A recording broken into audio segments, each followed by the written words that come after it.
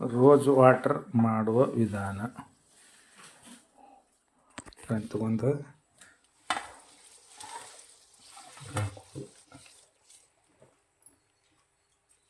ಇದ್ರೊಳಗೆ ಹಾಕಿ ನಮಗೆ ಎಷ್ಟು ನೀರಿನ ಪ್ರಮಾಣ ಬೇಕು ಅಷ್ಟು ನೀರಿನ ಪ್ರಮಾಣ ಹಾಕೊಂಡು ಇದನ್ನು ರೋಸ್ ವಾಟರ್ ತೆಗೆದು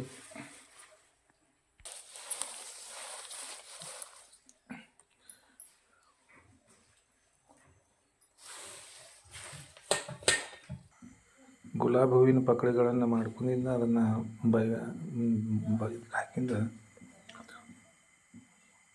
ಫಸ್ಟ್ ಪಕಡೆ ಮಾಡಿ ಈ ಥರ ಎಲ್ಲ ಗುಲಾಬಿ ಹೂಗಳನ್ನ ಮಾಡ್ಕೊಂಡ್ಮೇಲೆ ಅದಕ್ಕೆ ಬಾಯ್ಲರ್ಗೆ ಹಾಕೊಳ್ಳೋದು. ಉರಿ ಹಚ್ಚಿದ್ರೆ ಅಲ್ಲಿ ಇದೊಂದು ನೀರಿನ ಸಪ್ಲೈ ಕೊಡೋದು, ಇದು ಕೋಲ್ಡ್ ಮಾಡ್ಕೊಳಕ್ಕೆ ಒಂದು ವಾಟ್ರ್, ಆಮೇಲೆ ಇದು ಹನಿಯಾಗಿ ಇಲ್ಲಿ ಬೀಳ್ತೈತಿ, ಇದ್ರೊಳಗೆ ಸಂಗ್ರಹ ಆಕೈತಿ ಅಡುಗೆ ಒಳಗೆ.